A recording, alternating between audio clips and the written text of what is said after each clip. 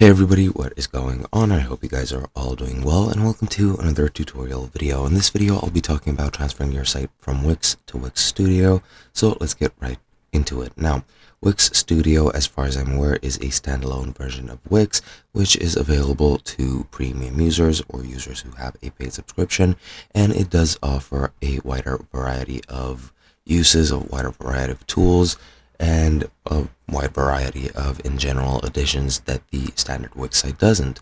Now, you can use it and you can make better sites with it, and as I've mentioned in the intro, this video is talking about transferring from Wix to Wix Studio, and sadly, as of the current moment, that is sadly not possible.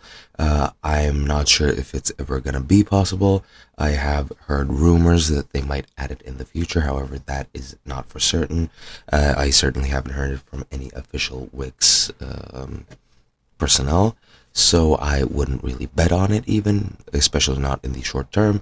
What you can do is, because the Wix Studio has pretty much the same tools and more that the Wix site has, you can very easily just build that site again or just start over, which is my recommendation if you're going to start using Wix Studio, since again there is no way to transfer it.